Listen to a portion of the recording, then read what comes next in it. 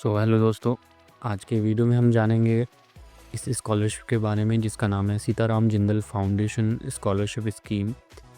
इसके अंडर आप कैसे अप्लाई कर सकते हैं, क्या एलिजिबिलिटी क्राइटेरिया रहेगा, क्या है इस स्कॉलरशिप के बारे में, कौन कौन से स्टूडेंट्स हैं जो इसमें अप्लाई कर सकते हैं, क्या बेनिफिट्स मिलेंगे आपको और कैसे अप्लाई कर सकते हैं, ऑफिशियल वेबसाइट, सभी चीज़ें आपको यहाँ से मैं इस वीडियो के माध्यम से बताऊंगा।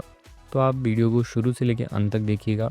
और जिस वेबसाइट पे मैं ये आपको लिंक मैं यहाँ से डिस्क्रिप्शन में प्रोवाइड कर दूंगा, जिस वेबसाइट के थ्रू ये इन्फॉर्मेशन प्रोवाइड की जा रही है वो वेबसाइट भी आपको लिंक पे मिल जाएगी। डायरेक्टली आप उसके थ्रू अप्लाई भी कर सकते हैं। तो अगर मैं इस स्कॉलरशिप की बात करूँ तो एलिजिबिलिटी जैसे कि आप देख पा रहे होंगे, जो कि ये है 11th क्लास आउट होना चाहिए। आप इसलिए 11th में हो या फिर उससे आगे की क्लास में हो तभी ये आप इस पर अप्लाई कर सकते हैं। ये सीताराम जिंदल फाउंडेशन की तरफ से आते हैं और ये डेडलाइन ऐसा नहीं है, ऑलवेज ओपन रहती है। आप अप्लाई करेंगे, एलिजिबल रहेंगे तो आपको स्कॉलरशिप मिल जाएगी। अगर हम इस प्रोग्राम के बारे में बताएं तो इसमें बताया गया है the Sitaram Jindal Foundation Scholarship Scheme 2025 is an opportunity provided by the Sitaram Jindal Foundation for students from class 11 to the postgraduate level तक क्या ही आपको प्रोवाइड करते हैं। It aims to provide financial assistance to underprivileged students pursuing various degrees and diploma courses. The selected students will receive an award that cover their tuition fees and other benefits. तो जो selected candidates होंगे उनको awards दिए जाएंगे जिससे कि वो अपने ट्यूशन फीस का जो अमाउंट है वो कवर हो जाए और अदर जो बेनिफिट्स है वो आपको मिल जाए। जो कि इनके आप अगर सीताराम जिंदल फाउंडेशन.org इनकी जो वेबसाइट है इस पर डायरेक्टली विजिट करके भी आप ये सारी चीज़ें चेक कर सकते हैं। आप वहाँ से जाके वेरीफाई कर सकते हैं। एलिजिबिलिटी क्या है? Not to be above 30 years of age. आप 30 साल से ज़्यादा की एज के नहीं होने चाहिए। दूसरा क्या है? Be a student of class 11, 12th, ITI diploma, graduation and post graduation in general fields, medical and engineering. तो आप किस क्लास के स्टूडेंट होने चाहिए? 11वीं 12वीं ITI कर रहे हो, डिप्लोमा है आपके पास, ग्रेजुएशन कर रहे हो, कुछ भी कर रहे हो तो आप इसमें अप्लाई कर सकते हैं। और इनकम क्या होनी चाहिए? Have an income up to 4 lakh for salaried employed and up to 2.5 lakh for other employees. अगर आप इस कैटेगरी में आते हैं, अगर आप जॉब कर रहे हैं तो आपकी इनकम 4 लाख से कम होनी चाहिए। अगर आप जॉब नहीं कर रहे हैं तो आपकी एनुअल इनकम जो है 2.5 लाख से कम होनी चाहिए। ओके। और नोट्स में भी हम पढ़ लेते क्या लिखा है। Scholarship are available for students in government aided and affordable private educational institution. इसका कहने का मतलब ये है कि स्कॉलरशिप गवर्नमेंट कॉलेज या गवर्नमेंट से एफिलिएटेड कोई कॉलेज और प्राइवेट अफोर्डेबल होना चाहिए। मतलब कि अगर प्राइवेट कॉलेज में भी पढ़ रहे हैं ना तो उसकी फ़ीस इतनी ज़्यादा नहीं होनी चाहिए कि ये वो उसमें दैन वो एडजस्ट नहीं हो पाएगा। आपको अफोर्डेबल कॉलेज होगा तभी वो आपको स्कॉलरशिप प्रोवाइड की जाएगी, जो कि इस पे वेरी करता है। बेनिफिट्स क्या मिलेगा? The selected candidate will receive financial support for covering tuition fees मिलेंगे आपको। Assistance for the expenses of study materials, मतलब कि जो पढ़ाई में जैसे कि किताब, कॉपी, पेन, ट्रैवल एक्सपेंस जो होता है ये सभी प्रोवाइड किया जाएगा। जैसे कि मैंने बताया एकोमोडेशन एक्सपेंसेस फॉर हॉस्टलर्स, आप अगर हॉस्टल में रहते हैं तो उसका एकोमोडेशन भी आपको दिया जाएगा, तो ये बेनिफिट हो गया। दैन डॉक्यूमेंट क्या है? अकेडमिक सर्टिफिकेट जो कि मस्ट है।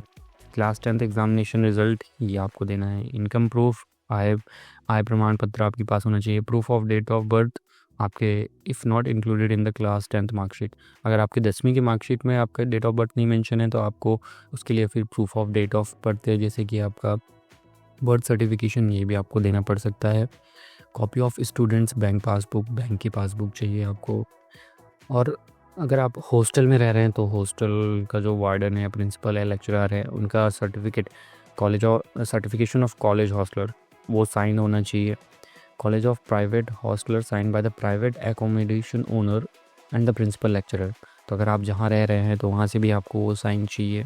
अप्लाई कैसे कर सकते हैं? आप डायरेक्टली यहाँ अप्लाई वाले बटन पे क्लिक करेंगे और अप्लाई कर सकते हैं। यहाँ पे पहले आप लॉगिन करके डायरेक्टली इनकी जो वेबसाइट है आप वहाँ पे भी जा सकते हैं। इसके थ्रू आप ये अप्लाई का जो प्रोसेस किया गया, अप्लाई नाउ पे क्लिक करेंगे, रजिस्टर्ड करेंगे, send OTP registered apply scholarship और मेंशन करके आप डायरेक्ट कर सकते हैं।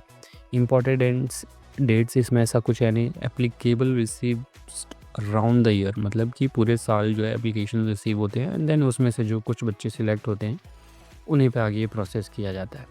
सिलेक्शन क्राइटेरिया क्या रहेगा? Applicants will be selected based on their fulfilment of their eligibility criteria. ऐसा कुछ उन्होंने क्राइटेरिया नहीं रखा है कि बस इसी कैटेगरी से हम जो है बच्चों को लेंगे, ऐसा बिल्कुल भी नहीं है।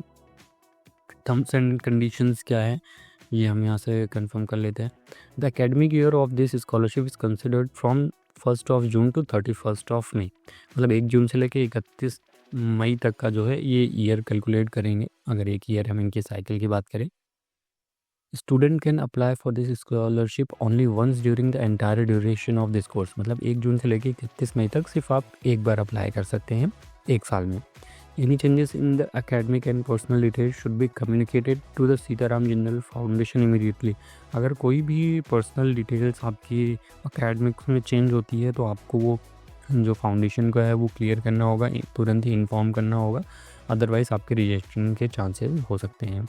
फेलियर टू मिसकम्युनिकेशन और प्रोवाइड रेलिवेंट डॉक्यूमेंट्स में result in the discontinuation of the scholarship. अगर आप कोई गलत डॉक्यूमेंट प्रोवाइड करते हैं, फॉल्स डॉक्यूमेंट प्रोवाइड करते हैं तो भी आपको स्कॉलरशिप नहीं मिलेगी। और ये कॉन्टैक्ट डिटेल है जिसके थ्रू आप डायरेक्टली इनसे कनेक्ट कर सकते हैं, अप्लाई कर सकते हैं। मैं आपको इस वेबसाइट की जो है लिंक डिस्क्रिप्शन में प्रोवाइड कर दूंगा। जो FAQs हैं, जो क्वेश्चंस हैं, आंसर्स हैं, इनके आप एक एक करके आप अपने एंड से भी चेक कर सकते हैं। और इसके अलावा कोई और जानकारी चाहिए हो, कोई और स्कॉलरशिप के बारे में जानना हो तो आप हमें कमेंट कर सकते हैं। ऐसे ही हम और भी वीडियोस लाएंगे तो आप चैनल को सब्सक्राइब करके रखे रहिएगा, जिससे कि आगे हम और भी कोई ऐसी वीडियोस लाते हैं तो आपको वो वीडियो की नोटिफिकेशन जा सके। तो ठीक है, मिलते हैं नेक्स्ट वीडियो में। Thank you.